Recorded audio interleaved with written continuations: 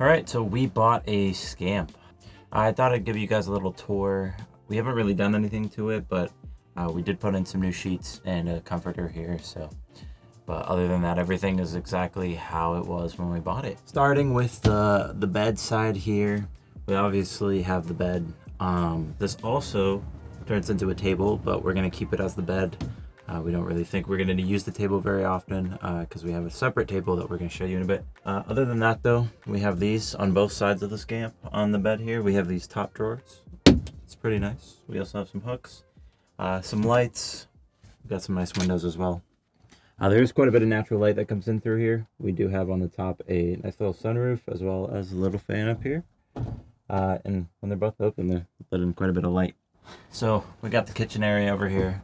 We got two of these drawers on top that open up into a nice little cabinet, as well as our burner stove top and our sink, which comes with this little cutting board for covering that up if we want to use it for extra counter space.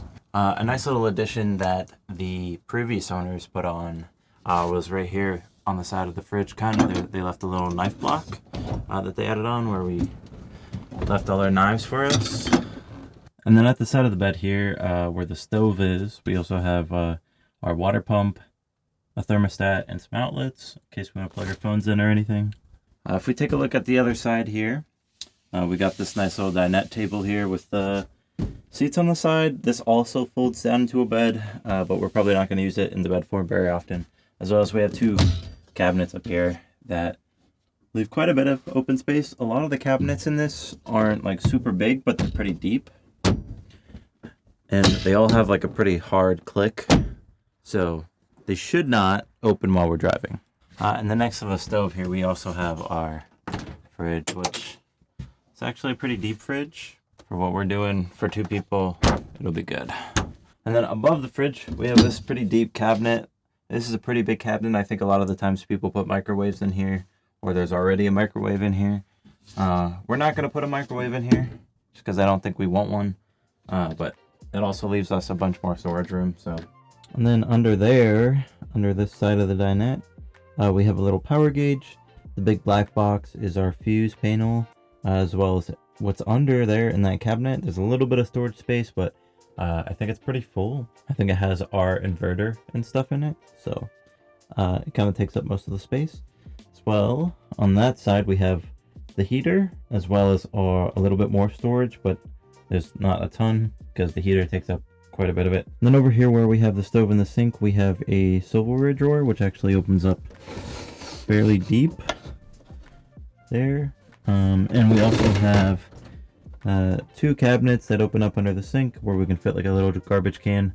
Once again, I think there's a lot of tubes and stuff like that under there, so kind of takes up a bit of space, but still a little bit of storage in there. And then over here by the door, we have these two cabinets which open up, which really give us a lot of storage room. These are pretty deep, so there's quite a lot of storage room there. And we got the bathroom. We got a nice little shower head in here, as well as a toilet. All right, so giving you guys a tour of the outside here. We have our water heater. Right here, if we open this hatch, is the back of the fridge. Or it should be the back of the fridge, so if we ever need to do any maintenance on it or anything, this is where we'll get in. So we got a little door handle here to hold the door open. It's a little rusty. Probably gonna replace that soon.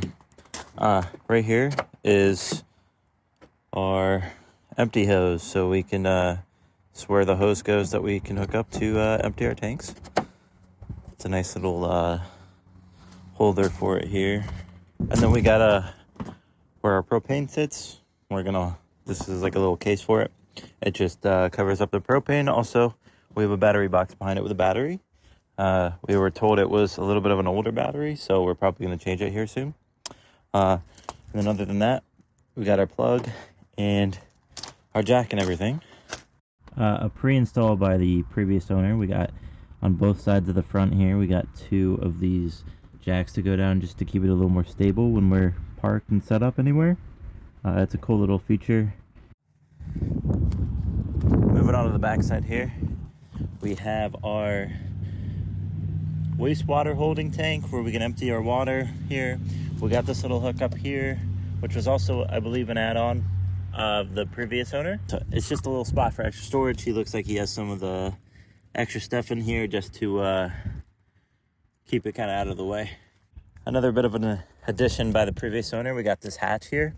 And so pretty much this hatch doesn't usually exist on the Scamp, but this does. This is where your power cord comes in to hook up to like shore power and everything. And normally you thread it through this little hole here and get it to where it wants to go. But he found that it was quite hard to get it all the time. So he made this little hatch here that opens up into this big storage container that's usually under the bed from the inside. That is our Scamp. So if you guys like this, make sure you leave a like and subscribe, especially if you want to see more, because I'm definitely going to make quite a few more videos involving the Scamp. I think we have a lot of stuff planned here for the Scamp, so should be fun. But hope you guys have a good day.